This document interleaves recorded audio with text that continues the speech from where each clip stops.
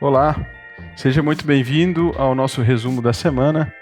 Eu sou Jean Santos e vou trazer para você as principais notícias do mercado imobiliário. Lembrando que você pode acompanhar esse resumo na revista Buildings, no nosso canal da Buildings no YouTube e também nas principais plataformas de streaming. Então vamos para a nossa primeira notícia. Ela foi publicada no portal G1 e foi uma matéria produzida a partir de uma entrevista do jornalista Darlan Alvarenga ao Fernando Diziacas, sócio-diretor da Buildings. Com devoluções e home office, o número de imóveis comerciais vagos aumenta em 2020. Com a pandemia, o número de imóveis comerciais vagos aumentou ao longo de 2020 nos maiores centros urbanos do país, e a tendência permanece em alta.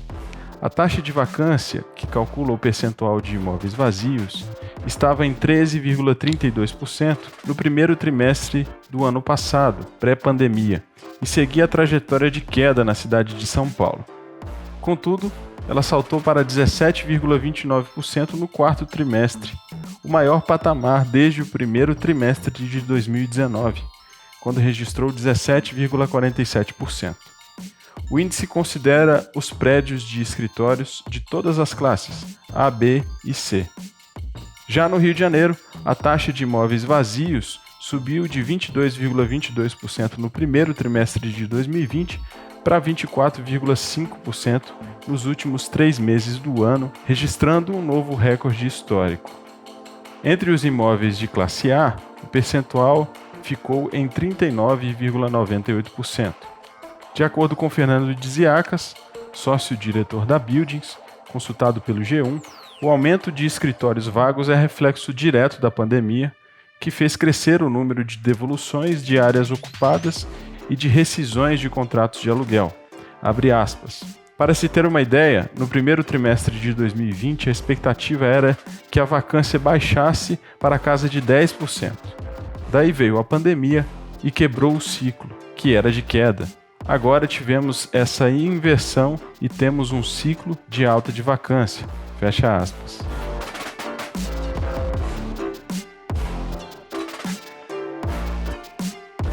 A nossa próxima notícia foi publicada na Folha de São Paulo.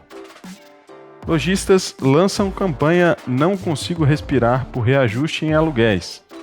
A associação que representa os donos de pequenas lojas em shoppings lançará a campanha Não Consigo Respirar, que pede a substituição do Índice Nacional de Preços ao Consumidor, o IGPM, pelo Índice de Preços ao Consumidor Amplo, o IPCA, como base do reajuste dos aluguéis.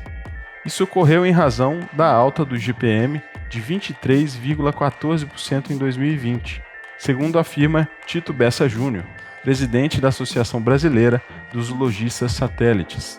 Abre aspas. É como se estivéssemos com uma corda no pescoço. Fecha aspas. Essa fala se refere às dificuldades de faturamento e funcionamento enfrentadas por lojistas devido à crise gerada pela pandemia. A campanha também pedirá a suspensão da cobrança do 13º aluguel das lojas.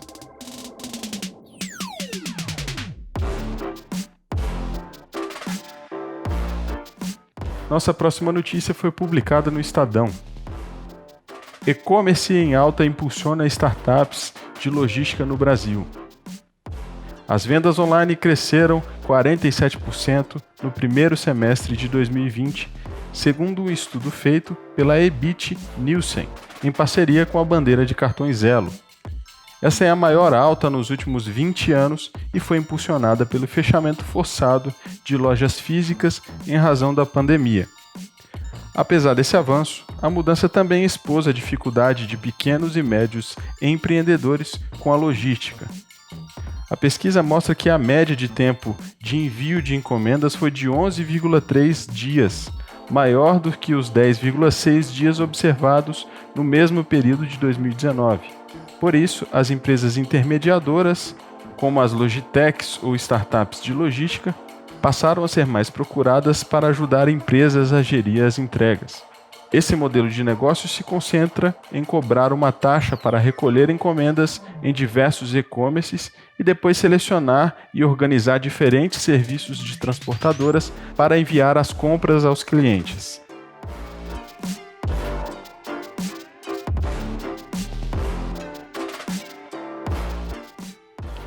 Próxima notícia foi publicada no Money Times.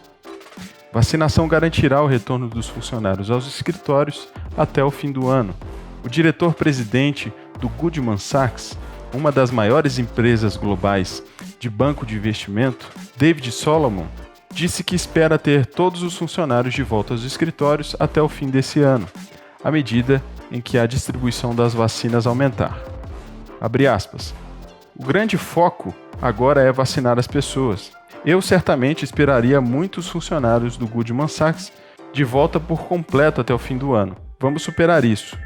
E estou realmente esperançoso de que, ao longo dos próximos 6 meses, veremos uma melhora real. Fecha aspas. Ainda segundo Solomon, além das ações do governo, o setor privado pode desempenhar um papel na aceleração da vacinação. Abre aspas. Depois que lidarmos com a vacina e com o vírus e as pessoas se sentirem seguras, ainda teremos que lidar com as consequências econômicas das paralisações e com o impacto da pandemia sobre nossa economia. Fecha aspas.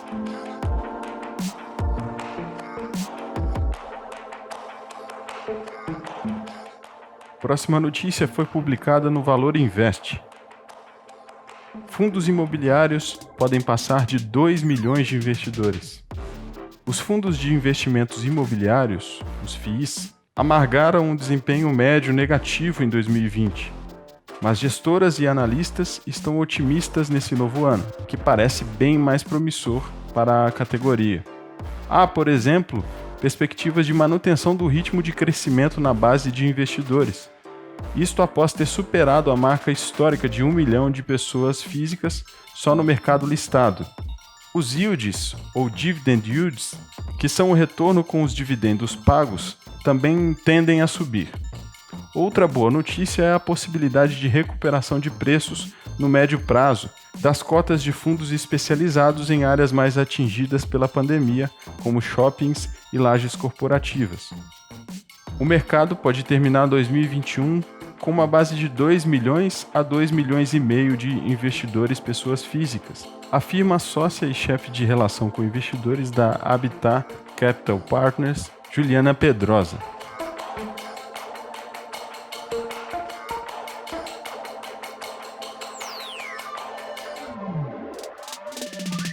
Nossa próxima notícia foi publicada no portal Isso é Dinheiro.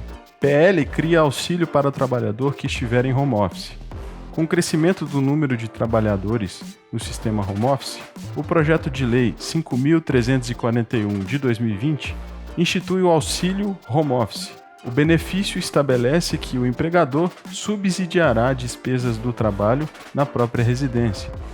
A proposta prevê que o auxílio seja pago sempre no mês posterior ao que o empregado comprovou as despesas, preferencialmente junto com o salário.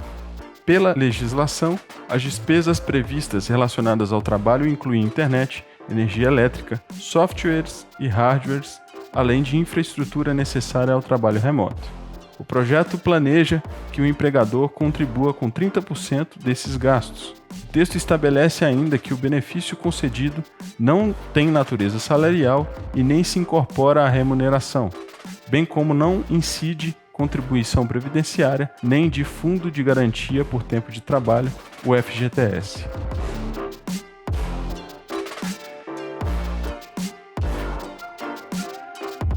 E como sempre, antes de finalizar, eu também te convido a conferir os artigos e outros conteúdos em vídeo publicados na revista Buildings. É só acessar revista.buildings.com.br ou pelo nosso canal do YouTube. Bom, eu sou Jean Santos, vou ficando por aqui, te desejando um excelente final de semana e nos vemos na sexta-feira que vem. Um abraço e até lá!